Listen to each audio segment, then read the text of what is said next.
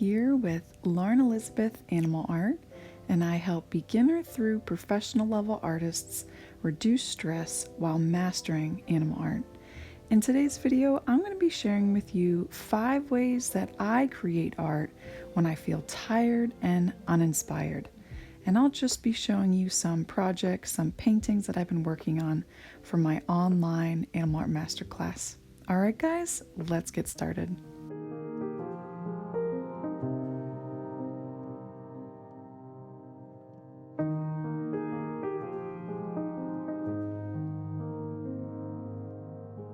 Alright, so if you've watched any of my previous videos, I am pregnant with our second child, and this pregnancy has definitely been a roller coaster ride. I have experienced probably the most intense case of fatigue that I've ever had in my entire life. So having to care for a child and also run an art business and stay motivated and energized, passionate about my art has been a real struggle. So it's really challenged me to dig deep and find my true motivation behind my art and really focus on just my passion as an artist. So that's my tip number 1, is really get curious about why you're creating art in the first place. For me personally, I create animal art because it's a way that I can express my faith in Jesus, my thoughts, my emotions, my feelings using paint and color and just the connection I have with that animal. I'm also very motivated to improve my art. I want to improve my painting and drawing skills, and I know that every single painting I do, whether it turns out wonderful and I love it, or it's just a kind of painting, I know that I took something from it that will help me for the next painting. Another thing that motivates me, and this is something that I learned early on in my art career, is that when I complete something that I've worked really hard on, that I really have given my all in, it boosts my confidence so much and keeps me moving. But on the flip side, when I start something and put a lot of pressure on myself to make it perfect and don't finish it, that really affects my self-esteem, and it actually trickles down into other areas of my life. So I really strive to complete the projects that I start, and even if they're not perfect, but they're 70% great in my eyes and my standards, I feel like I've done a great job. And honestly, that really helps me get things done even when I'm so darn tired and feeling kind of unmotivated. And that leads me to tip number 2. Make sure after every project you acknowledge your hard work. Give yourself a pat on the butt, as my husband says, and take those compliments that people say about your work. I feel like when you're proud of something that you've done is like being grateful for yourself and what you can produce and create. It's like a form of thankfulness for your time and your creativity and just what can come out of you. That's something that should be praised. And now for tip number 3, make sure you don't overcomplicate things.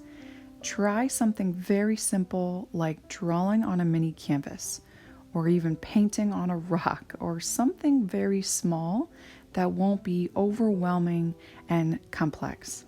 I used to take on these gigantic projects and they would really overwhelm me, especially because I really wanted to be able to complete it. So start small and work up as you build that confidence and that skill. Tip number 4 is make it comfortable. Get real comfy, make your environment really soothing and tranquil, light some candles, turn on your favorite music, find a really soft, comfy blanket that you can snuggle up with while you're painting. This is something I always do, and it really helps me just to get in that mood. And you have to be patient with that inspiration. It may take 10 minutes, it may take 30 minutes, it may take hours for you to finally get in that zone. So just be patient with it and it will come. And my last tip number 5, is very unique, and I never hear artists talk about this, but this is something that has tremendously impacted my own life, especially while being pregnant and being on modified bed rest. And that is move your body and get outside in the sunshine and fresh air. Even though I'm on modified bed rest, I can actually still go for walks. And that is something that really helps the blood flowing. It gets me creative again because I'm getting my vitamin D from the sunshine, I'm getting the fresh air, I'm hearing the birds chirping, I'm looking at these vibrant, colorful flowers and the beautiful leaves moving in the wind. That is extremely beneficial for boosting your creativity and your energy levels. And I don't wait until I have energy to do this. I actually will do it when I'm lacking energy. When I am so tired, I'll go for a soothing walk with my daughter, Anna Grace. Now, if it's raining, I'll do some yoga. I'll do some stretching. Just getting the blood flowing to my brain is just the greatest way to get those ideas going through my mind and excited again for art. All right, guys, I hope those tips were helpful for you. I am happy to answer any of your questions in the comment section below. And I will let you know too, I am in the final stretch of my pregnancy. I'm actually at 37 weeks now. So I might not be able to post next week or the week after that, or maybe even for a couple weeks.